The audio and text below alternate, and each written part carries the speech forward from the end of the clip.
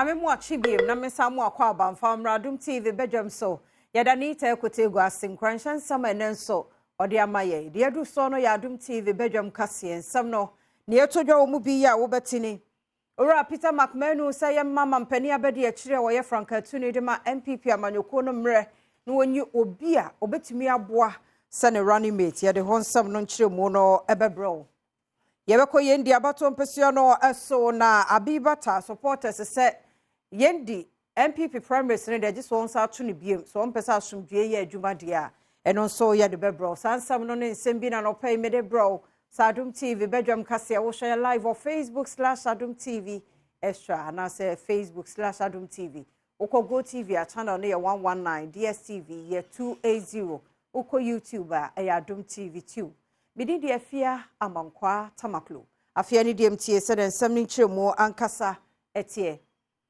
Kane dwamtene ne de man MPP amanyoko ye ne Dr. Mahmoud Baumia campaign team no ono na extra electoral affairs so ora Peter McManu de ato party ma anyina nim se woma Alhaji Dr. Mahmoud Baumia emre kakra se be obetumi ayi obi obetumi aboa no aboa party no ewo abato kese edi animu na enei oba proba Adom newsroom eno de sansemi etuja constitution say date be cut off date or what I was say presidential candidate they never say ba nemum so ontumi a omaji akwankyere in free national council wabeye national council so agia to mama na kwan ma yen stampede no because the me chani say ekuo no ai friend MPP no your constitution emrapo no ewo article 3 say your objective and your aim to win political power through elections and to use our manifesto to develop the country. Society there also hear about me epe ubia obe compliment no etimi achieve sa objective ya me catch of say to win political power. Then you break it which will be a unique thing in this country. We no sade to just one ma wakika se ntoabokuo no se ne wasi ahyehye no wodwene ho a wonte ase yie no sansem ni nyina enya no kore free se mpanifo ato wonbo ase e na wahwe obi ahoden ene baabi a wogiri so betumi adi dwuma ene wode won mato nipa yie afena carpenter ni also ye be drain down e dia kwa police station akwa fiefiem market mu akwa nipa akyere won ne ayaye wo ne mantem kakra de ayaye no Ghana ha nyina ewiase nyina eni senior Ghana ya fire ntuma pefra even under na ewiase aye dindindin wiase nya ni nya echi no se unya leader papa te say Dr. Baumia say wabeso ye ba enwawuma o de ye beko asesa niema no abaton pesua no so aye MPP amanyoko no primaries na wo call ye no ewi akire obari a na wodi mu akotene pa Hajia Habibata Sani Mahama se wontene ho ase fi se abano ne kenkan nom ne ade no ono ana na nkurumdie no ese no ne waye nsentwefo nhyiamu ama ne supporters dia tudwa kire mu se mpanifo ansa me yanto aba no foforo dia ene woni woni emu nsam Adom kase etoso. No news that the elections were inconclusive, and so we expect NEC to do the needful by organizing a rerun of the election for a clear winner to be determined. As supporters of Hajia Habibata Mahama, we shall campaign and vote massively for any of the two aspirants who emerges after the rerun. Enwechi Alhaji Mohammed editu jase ekoyi emma National Executive Committee ne nefuanso se won fa nhyehyɛ abato foforo abato mpesua nso nyasa amanyoko no ebenu won hu. Yendi is a traditional seat of MPP, and so issues bordering Yendi MPP should be priority to the NEC. We are calling on NEC to, as a matter of agency, organize a rerun of the Yendi parliamentary primaries elections within 7 days.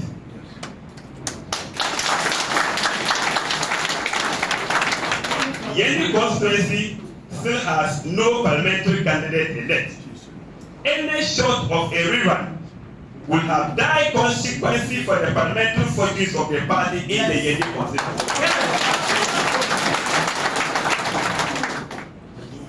We want to send this one a very strong message to the national chairman of the party and the leadership of NEC. Should they make any mistake to impose a candidate for Yedi constituency, the party will regret it. 10 MPP members be a one more our Western North Montam ni mo do adesre to won panifo ni mo say communicators na ewo ho no one more one more near mano na ban nyoma wa ye no betimi agina no so aboho dawro ewo mpotamo Adom TV etwase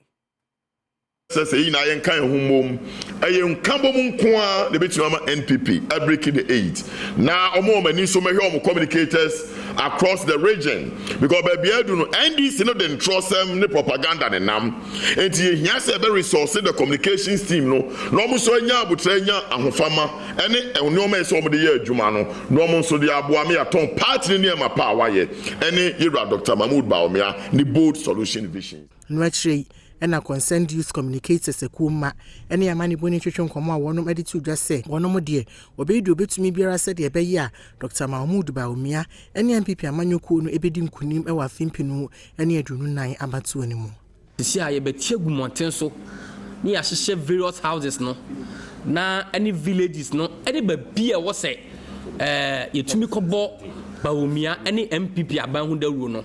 I crowd to say a best adjumano. And in fact, when you come to MPP, we have the numbers. Timinia, as someone can say, Baumia Maya na wabano, wa mama MPP for, and wa mama NDC for Obama Ghana mine. Na minim say Baumia breaking the 80 no, a better possible at the amai. In crossing grassroots nina, a best solid waka. The best solid edge and answer. Nay, yet me pushy aquanim. If we say NDC for a breaking 8, MPP for us we breaking 8. Ko MPP amanyokuo na mu na we no yakoro mrahye bedwafie mu a ene wo mu de atodwa kire mu se changes bia memu wakandifo edi wanim wo parliament no won mu a na edi won mu anim a first deputy speaker ede sansemi etodwa. We invited you here this morning because of some publications that have gone haywire in respect of the leadership of the majority caucus. We are here to inform you, and through you to the world, that the publication that are going wrong is not true, it's false, that the caucus, the majority caucus, has not made any changes in its leadership. The majority caucus has not contemplated making any changes to its leadership, and that we tell the whole world, Ghana, to ignore any such publications. And I want to assure you that we have confidence in the leadership as they are, and the status quo shall remain. We are aware that upon the nomination of one of the deputy whips as a minister, a replacement will be made. That replacement will be made by the caucus when we have had the opportunity and the time to consider the appropriate replacement. This is all the information we want to share with you, and to, through you, tell the world that the leadership of the majority caucus has not changed. We have not contemplated any change, and we do have no intention to effect any changes in the leadership of the majority caucus. Ghana National Education Campaign Coalition Efra Bayon and many no senior high school one na hodin mu nsemo no aban no hwensiesi na se yedundu mo monka ne ane de hadwen ana se bia ECG ni tua no mu na edin a onhwe kwan foforo wo betumi afa e betumi aboa wo mo nyina mahodin mu nsem no de asua wade ene nyuma nkaye e wo school sitru ene senior high schools na Adom TV kase edebe. Teaching and learning cannot be smooth without electricity. We all understand, say, it will bring a negative impact in the learning outcomes of these students of the schools that are affected by this situation, because I think I say a academic penna situation also. Now there are other senior high schools almost almost and we are talking about promoting quality learning outcomes for these students. Not Sabani said, not just say at the end of the day, no, our efforts are being wasted. When I'm so I'm a president, I know another coalition of concerned teachers. King Ali Awudu, and so the abetu just say, Adi we enum guase pa, enuntine aban no enhwe say, Obema awofonum so etimi aboa se wabre ewo sikantua efa eye free SHS 1. Imre bi etwem a na yetua school fees no. Na electricity bill no, ye de ka nkwala no school fees ho ema mutua. Internet school no nyesika edi tua ne light bill. Ena se sia ne free SHS aba ene nyina age atu. Ena akoba se ensesa akwala bi etu esika bia na aban befa bibia.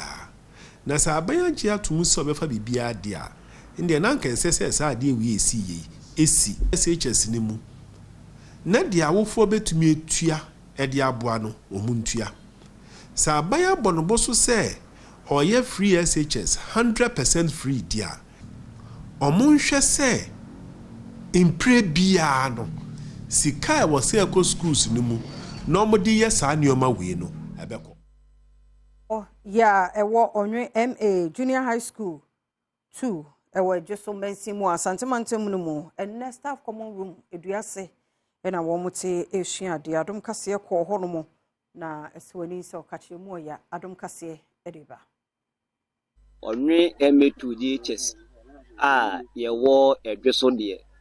se ye ka ye haw no a enka ade bechi eye bebre na se de edi motinti man pa anka emprepre binya se kubisu yemu nanka yetumi aye de